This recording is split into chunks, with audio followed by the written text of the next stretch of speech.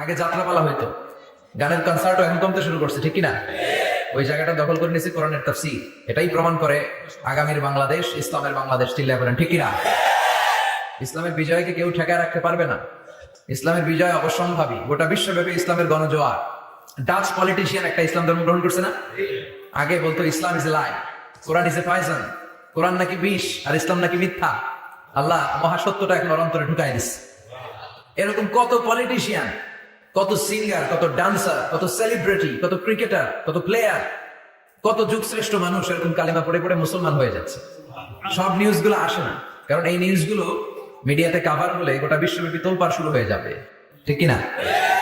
ওরা ওই দিক দিয়ে আমাদের বিরুদ্ধে প্রচারণা চালায় যে ইসলাম মানে হচ্ছে জঙ্গিবাদ, ইসলাম মানে হচ্ছে সন্ত্রাসবাদ। এগুলো বলতে বলতে ইউরোপ আমেরিকার যে সাধারণ নাগরিক, ওদের কান ওরা ঝালাপাড়া করে ফেলছে। ইউরোপ আমেরিকার খ্রিস্টান নাগরিকরা ভাবলো ঘটনা কি, ইসলামের ব্যাপারে এত কথা কেন? What is Islam? এটা আবার কি? Let's check in Google. একটু চেক করি গুগলে, বুক ফেয়ার গুলোতে কিছু বই পড়ে দেখি ইসলাম সম্পর্কে। ওরা পড়তে শুরু করলো। আমাদের বিরুদ্ধে অপপ্রচার চালালে এটা আমাদের পক্ষের প্রচারণা হয়ে যায়, ঠিক কিনা? ওরা জানতে পড়তে শুরু করলো। অনেকেই ইসলাম দ্বারা ইমপ্রেসড, অনেকেই impressed, convinced. Now they accepted Islam, they converted to Islam. তারা খ্রিস্ট ধর্ম ছেড়ে দিয়ে মুসলমান হয়ে কালিমা পড়ে নিয়েছে। এই বাণীটা একটা বিপ্লবী বাণী, লা ইলাহা মুহাম্মাদুর রাসূলুল্লাহ।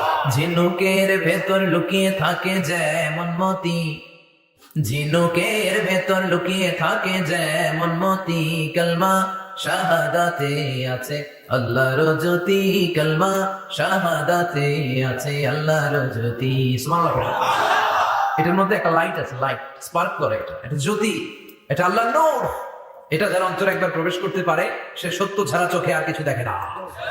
এই কালেমার পক্ষে শক্তি যারা, তারা সত্য আর ন্যায়ের পক্ষে। চিল্লায় বলেন ঠিক কিনা? এটা পৃথিবীর সবচেয়ে শ্রেষ্ঠ জিকির, আফদালু জিকির লা ইলাহা ইল্লাল্লাহ। আবার বিশ্বনবী বললেন, মান ক্বালা লা ইলাহা ইল্লাল্লাহ সিদকান মিন কলবিহি দাখালাল জান্নাহ। অন্তর থেকে একনিষ্ঠতার সাথে একবার যে লা ইলাহা পড়বে, ওই লোকটা জান্নাতে প্রবেশ করবে। তার অপকর্মের কারণে, তার পাপের কারণে হয়তো সে পানিশমেন্ট পাবে জাহান্নামে, কিন্তু ফাইনালি সব শেষে সে জান্নাতে ঢুকবে, ঠিক কিনা? সাঈদ ইবনে হিব্বান আর মুস্তাদরাকে হাকিমের এক বর্ণনা, মুসা আলাইহিস সালাম আল্লাহকে প্রশ্ন করলেন, ইয়া আল্লাহ আল্লিমনি কালিমাতান আযকুরু বিহা ওয়া আদউ বিহা। আল্লাহ, আপনি আমারে একটা কালিমা শিখান, একটা জিকির শিখান, যে জিকিরটা দিয়ে শুধু আমি আপনার জিকির করব। এই জিকির কেউ জানবে না, শুধু জানবো আমি আর আপনি। সুবহানাল্লাহ পড়েন। আল্লাহ বললেন, ইয়া মুসা ইকরা লা ইলাহা ইল্লাল্লাহ। মুসা তুমি পড়ো লা ইলাহা ইল্লাল্লাহ। মুসা আলাইহিস সালাম বললেন, আল্লাহ বলছি এমন জিকির যেটা আমি আর আপনি ছাড়া কেউ জানবে না। লা ইলাহা এটা তো জাতীয় জিকির, এটা তো ইন্টারন্যাশনাল জিকির, এটা তো সবাই জানে। আমি তো চেয়েছিলাম এক্সক্লুসিভ একটা। আল্লাহ বললেন, মুসা লা ইলাহা ইল্লাল্লাহর চেয়ে শ্রেষ্ঠ জিকির আমার কাছে নাই। আমি আল্লাহর দেয়া সর্বশ্রেষ্ঠ জিকির হচ্ছে লা ইলাহা ইল্লাল্লাহ। লাউ তাদাউ লা ইলাহা ইল্লাল্লাহ ফি কাফা ওয়াস সামাওয়াতু ওয়াল আরদু ফি কাফা।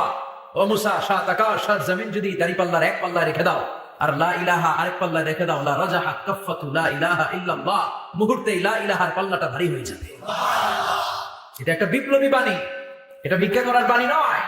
জুমার নামাজের পরে একটা টাকা দিয়া যান, আমি গরিব ইনসান, আছে না নাই? আখিরাতে সওয়াব পাইবেন পাহাড় সমান। আর জিকির ধরে লা ইলাহা ইল্লাল্লাহ। অনেকে মনে করে এটা ভিক্ষা করার জিকির, কপাল পোড়া। আমরা ভিক্ষার সাথে এটাকে জুড়ে দিয়েছি। এটা একটা বিপ্লবী বাণী। এই বাণীর অর্থ, এটার ইম্পর্টেন্স, এটার সিগনিফিকেন্স আর তাৎপর্য যে বুঝে, সে আল্লাহ ছাড়া কারো সামনে মাথা নত করতে পারে।